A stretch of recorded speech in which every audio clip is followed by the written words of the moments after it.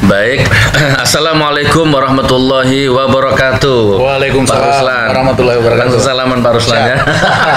Satu alumni Pondok Pesantren Mabes Polri. Masya Allah. Baik, sahabat Pak Ruslan dan sahabat Gus Nur, ini kita nggak sengaja ya. Saya safar dakwah sejabodetabek dan Bekasi itu kurang lebih 1 minggu di sini. Dan ternyata Pak Ruslan itu tidak di mana, di Buton ya ternyata ya, ada di Bandung atau Jakarta ya. Akhirnya baru ketemu lagi nomor handphonenya sejak pisah itu, sejak beliau bebas sampai sekarang baru ketemu lagi nomornya. Dan sekarang qadarullah Allah pertemukan kita di pertengahan ini. Di mana tadi nih? Di pintu keluar masuk apa tadi? Tol Pondok Kelapa. Hari ini kita syuting hari Senin tanggal 15 November. Masya Allah, nyambung lagi silaturahim, jumpa kangen, ngobrol ngalor ngidul. Karena saya lihat Pak Ruslan ini keluar dari tahanan kemarin kayaknya nggak tambah kendor, nggak tambah lemes gitu ya. Atau kalau bahasa politiknya nggak nyebong lah. Malah ya di dalam pun beliau seperti itu memang. Di dalam tahanan tuh beliau jadi leadership di sana. Sekedar bocoran teman ya, prinsipnya tetap berlaku di sana. Oke, jadi kita hari ini akan ngobrol ngalor ngidul, singkat saja, berbagi energi positif. Kita akan ngobrol tentang negara, tentang bangsa, mungkin tentang politik atau apa. Insya Allah Pak Ruslan ini pakarnya lah ya. Bahkan kemarin sempat safari dakwah nih kayaknya Pak Ruslan kemarin se Jawa Timur, keliling pondok-pondok pesantren tuh, Masya Allah. Tapi sebelum saya serahkan ke beliau, ini juga termasuk saya membatalkan janji ya. Jujur Pak Ruslan, satu kepikiran terus. Kan di dalam baris krim itu kita bikin lomba-lomba waktu itu. Lomba adzan, lomba ngaji, lomba macam-macam lah ya. Dan di luar dugaan ternyata Pak Ruslan ini juara 1. Kebetulan. Tentara ya terus ya. Tentara ngajinya enak, suaranya enak, adzannya enak.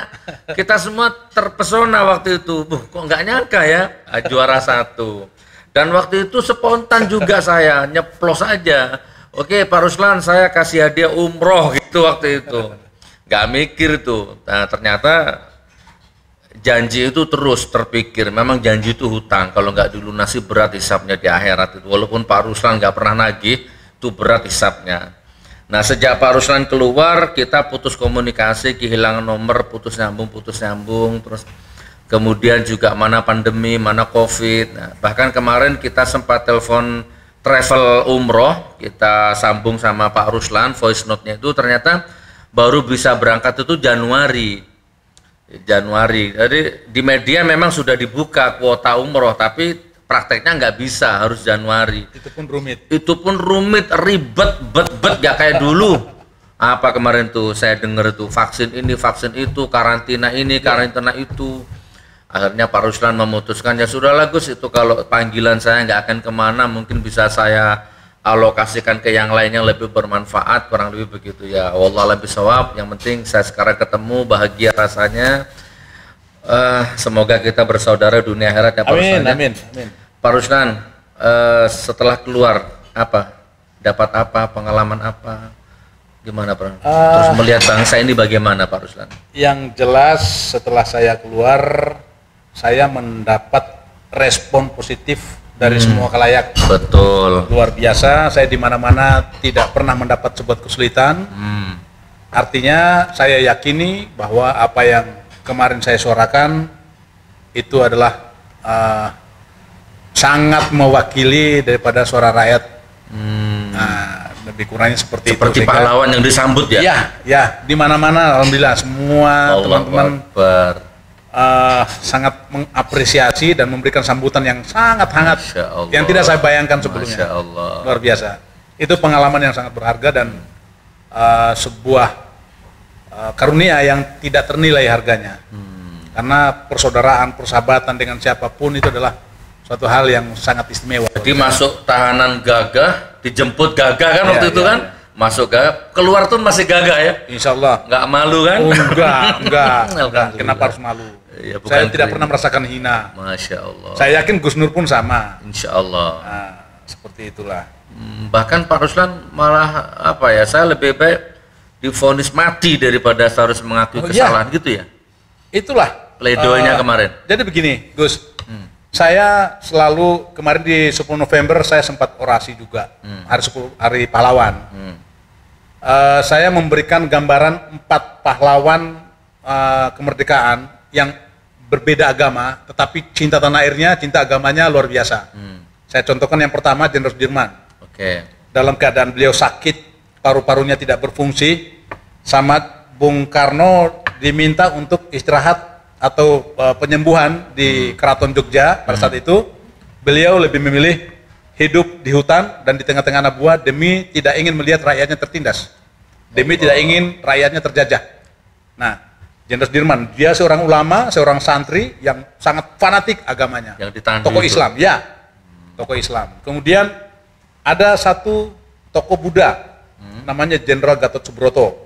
Beliau juga yang mendirikan Kepala Angkatan Darat pertama, yang mendirikan Akmil, yang melahirkan generasi pemimpin-pemimpin atau jenderal-jenderal yang berkualitas. Buddha. Seorang Buddha. Kemudian ada satu Hindu, I Gusti Ngurah Rai dari Bali. Beliau melaksanakan pertempuran walaupun timpang, kekuatan yang tidak seimbang. Beliau memilih mati sampai habis, perang sampai habis-habisan. Mati bersama rakyat. Iya. Pada saat itu mereka kekuatannya tidak seimbang dengan Belanda, tetapi beliau tidak mau menyerah. Lebih baik kita mati secara dalam pertempuran, mati bersama, ketimbang kita harus menyerah. Namanya Puputan Margarana. Masya Allah. Itu seorang Hindu, demi merah putih, demi merah putih. Kemudian satu lagi tokoh Kristen, namanya Walter Mungisidi, Robert Walter Mungisidi. Itu di Makassar. Beliau tokoh Manado, seorang Kristen. Tokoh Kristen, Robert Walter Mungisidi. Dan ketika ditangkap dalam menyerang pos-pos Belanda tahun 47, beliau melarikan diri, meloloskan diri, dan kemudian ditangkap kembali. Nah, itu ditawarkan untuk menyerah, kemudian ditawarkan untuk tidak melakukan penyerangan lagi, tetapi beliau menolak. Dan dipaksakan untuk melaksanakan mengajukan gerasi pengampunan, tapi beliau pun menolak. Ya, apa yang dia mau? Yang dia mau adalah hukuman mati, tembak mati di depan regu tembak demi sebuah merah putih. Apa yang terjadi pada saat itu? Beliau ditembak mati, dieksekusi di depan regu tembak 10 orang anggota tentara Belanda, dan tidak ingin matanya ditutup, hanya ingin menyaksikan pelurunya penjajah itu menembus dadanya. Tangan kiri memegang kitab Injil dengan satu sobek tulisan bertuliskan saya ingat itu, setia hingga akhir dalam satu keyakinan.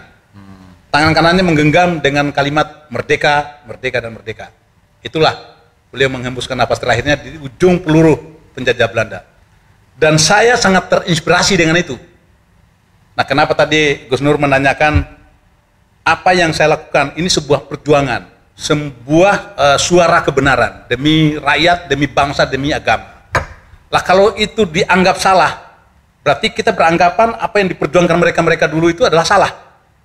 Dan saya pun merasa tidak adil kalau saya tidak mengikuti apa yang diajarkan oleh para pendahulu-pendahulu. Maka lebih mulia, lebih terhormat kalau saya punya pernyataan dianggap salah, maka akan lebih terhormat bagi saya di hadapan Yang Maha Kuasa Allah Subhanahu wa taala hukuman mati. Ya. Demi merah putih. Sudah masuk ditahan 7 bulan ya, 6 bulan apa 7 bulan? 7 bulan. Walaupun belum terbukti bersalah. Ya. Dan itu pun Pak Ruslan sudah terima. Itu sudah saya terima. Ya. Terus sekarang bebas bersyarat ya? Ya. Masa mau dimasukkan lagi? Masa kan dimasukkan lagi? Itu yang saya maksud. Kalau harus dimasukkan lagi, lebih terhina kan? Lebih hina. Berarti saya anggap saya juga mengkhianati para pejuang-pejuang yang begitu totalnya memperjuangkan bangsa ini demi merah putih, demi negaranya. Jadi Pak Ruslan ditahan 7 bulan, waktu itu kan kita satu ruangan ya, itu bukan berarti Pak Ruslan menerima dianggap salah, tapi memang kooperatif supaya penyidikannya lancar. Kan Cuma gitu itu kan? aja. Iya, bukan berarti kita terima bersalah. Enggak. Saya di dalam setiap persidangan, saya ingin menunjukkan kepada semua halayak, terutama hakim, jaksa, saya menjadi terdakwa yang baik. Tidak pernah saya protes begini, ngikutin apa maunya mereka, oke, saya ikuti. Betul. Sebaik mungkin saya lakukan. Betul. Jadi saya Pak Ruslan ditahan itu bukan berarti kami ngakui salah. Enggak. Karena memang kami ngajukan penangguhan penahanan juga nggak dikabulkan. Ya udah ya, alasannya mereka takut kita menghilangkan barang bukti. Padahal barang bukti udah di situ semua ya kan. Pak Ruslan agak nyimpang dikit pertanyaannya nih biar rakyat tahu. Pak Ruslan ini kan hutang negara ini kan berapa ini? Sudah tembus ke hampir 7.000 triliun lah kurang lebihnya. Pak Ruslan ikut makan nggak uang itu? Justru itu yang bikin saya bingung. Uang 7.000 triliun yang menjadi beban bangsa ini, anak cucu kita sampai generasi keberapa pun nggak akan mampu membayar. Iya, itu. Pak Ruslan ikut kecipratan nggak? Barangkali disogok yang saya dapatkan adalah kesulitan. Yang kita dapatkan yang kesulitan. Apa yang kita dapatkan yang enak sekarang itu? Intinya kan nggak dapat duit itu ya. Terus ada proyek-proyek mangkrak apa Pak Ruslan mungkin dapat. Jadi begini Gus, gimana? Saya juga bingung ya. Kita cerita ngobrol santai ya. Iya. Bangsa ini memang titipannya Allah Subhanahu Wa Taala. Karena segala sumber kekayaan alam di dunia ini ada di Republik ini. Tapi kenapa rakyat Indonesia seperti sekarang? Tidak menikmati kekayaan alam yang ada. Yang menikmati adalah sekelompok orang dengan asing-asing itu. Maksud saya bertanya seperti ini ya, supaya rakyat semua mendengar dan melihat, termasuk menteri presidennya tanpa terkecuali, bahwa Pak Ruslan ini termasuk kami ini kritis, rewel, cerewet. Itu nggak ada kepentingan, nggak ada duit di sini. Nggak ada. Makan cari sendiri, Gojek bayar sendiri. Mereka yang menikmati duitnya, ya. Mereka yang menikmati korupsinya. Kita ini artinya apa? Ya kami ini ikhlas gitu loh. Kami ini tulus. Ini mungkin Pak Ruslan di syuting ini datanya beli sendiri, nggak ada yang ngokong. Jadi ayo, jangan terus anti NKRI, radikal apa, gitu ya Pak Ruslan. Yang bawa tasbih dibilang radikal. Sekarang kenyataannya seperti itu. Iya. Apalagi Pak Ruslan kira-kira. Jadi masih prihatin ya Pak Ruslan ya? Sangat prihatin. Ya kita tentunya berharap pemerintah paham dan segera sadar dengan kondisi sekarang. Kembalilah ke jalurnya yang sebenarnya supaya rakyat kita tidak menjerit. Karena semuanya dipersulit. Apa yang kira-kira? Nggak ada lagi yang enak sekarang itu. Semua sulit ya. Kita kayak ketakutan di negeri sendiri. Mau berbicara begini, takut. Mau melakukan ini, takut. Itu. Jadi kebebasan itu hilang sekarang itu. Jadi kita kayak berada di negeri siapa itu. Iya ya. Iya ya. Iya. Giliran kita dilaporkan sekarang, besok diproses. Iya, cepat sekali. Giliran mereka kita laporkan, nggak ada kabar ya. Ya Allah. Pak Ruslan tentara, Masya Allah. Iya ya. Closing statement Pak Ruslan, ada yang mau disampaikan Pak Ruslan untuk rakyat, untuk pemimpin atau untuk apalah siapalah? Begini Gus, saya selalu dimanapun saya berbicara dengan teman-teman, selalu saya ingatkan bahwa jangan terlena. Untuk rakyat Indonesia jangan terlena, tetap ikuti perkembangan, dan yang paling penting jangan pernah mau terjajah. Yang ketiga kali. Cukup penjajahan VOC Belanda sama Jepang. Jangan ada lagi penjajah-penjajah yang lain. Apalagi datangnya penjajahan itu dari bangsa sendiri. Ini yang harus kita hindari, dan kalau itu terjadi, apalagi niatnya udah menggantikan bendera merah putih, menggantikan dasar-dasar negara, berarti harus bersatu semuanya. Jangan mau negara kita dilepas oleh kepentingan-kepentingan sekelompok orang. Jangan salah sasaran lah, jangan malah kita yang dimusuhin. Kita ini berjuang untuk ente, untuk Anda, untuk rakyat. Jangan malah dimusuhin. Kita ini dinyinyir, tapi yang nyinyir kita ya paling bangsa-bangsa buzzer lah ya. Bangsa buzzer. Enggak segelintir orang. Kaum buzzer aja lah. Video-video yang memuat tentang wawancara kita dan sebagainya, kan lihat komentar-komentarnya netizen itu rata-rata positif semua. Positif. Kalaupun ada muatannya 1-2 ya itu aja. Iya. Sering sekali kita buzzer-buzzernya itu aja. Iya, ya Allah. Pak Ruslan sekarang sudah punya channel sendiri ya? Ada channel main-main lah. Coba nggak apa-apa, kan kita butuh semangatnya ini. Apa Pak Ruslan? Ada channel RB Sang Merah Putih. RB Sang Merah Putih. Apa itu? Ruslan Buton Sang Merah Putih. Sang Merah Putih. Like, comment, share dan subscribe. Baik, kalau gitu acara ini saya tutup. Pak Ruslan, saya mohon maaf banget, saya akan membatalkan janji saya ya. Karena dulu kita kan, karena waktu itu kita sempat viral di medsos, maka kita batalkan janji ini lewat medsos juga ya, supaya jamaah kita tahu, netizen kita juga tahu. Kapan hari itu saya ditelepon buzzer juga, tuh kamu punya janji sama Pak Ruslan tuh penuhin. Tapi buzzer. Saya aja nggak pernah. Nadanya, iya makanya saya, ya sudahlah namanya buzzer. Pak Ruslan, tolong diterima ya Pak Ruslan ya. Barakallah. Masya Allah. Barakallah ya Pak Ruslannya. Wah, ini janji yang kemarin. Iya betul. Nanti terserah Pak Ruslan mau dialokasikan kemana. Saya doakan nanti ada rezeki yang lain. Amin. Ya, insya Allah. Ini saya terima Gus dengan senang hati. Janjinya Gus Nur sudah ditepati. Jadi pada saat di Bareskrim kemarin di Pondok Pesantren, saya kebetulan memenangkan lomba azan, kemudian lomba baca ayat juga. Beliau menjanjikan untuk mengumrohkan saya. Pada saat itu saya niatkan, Gus, saya kan masih mungkin jangkauannya masih panjang. Ibu mertua saya itu udah tua dan pengen sekali umroh. Sehingga mau saya alihkan kepada beliau, tapi karena kondisi sekarang yang memang agak sulit, sementara ibu mertua saya kondisinya juga udah tua, udah sepuh dan kondisinya udah sakit-sakitan, sehingga rasanya udah ngomong sama Gus Nur juga, mau saya alihkan untuk memperbaiki atap rumahnya ibu mertua mantan almarhum istri saya. Jadi rumahnya itu kalau udah hujan itu udah ditampung sama baskom-baskom di bawahnya sampai di kamar-kamar. Jadi mudah-mudahan berkah Gus. Masya Allah. Saya tinggal kalaupun ada yang kurang saya tinggal cari tambahannya lagi. Ya kalau kurang-kurang dikit telepon saya lagi lah. Mudah-mudahan berkah Gus. Saya sudah biasa bedah rumah Pak Ruslan. Kita biasa. Terima Gus ya. Kita udah biasa bedah rumah. Ya. Kalau kurang-kurang dikit telepon lah ya. Siap. Oh jadi istri meninggal ya? Iya. Ini siapa Pak Ruslan? Ini bukan sudah menikah. Sudah menikah. Oh, sudah berumah. Alhamdulillah. Ya. Semoga punya momen lagi. Saya nikahi di rumah almarhum.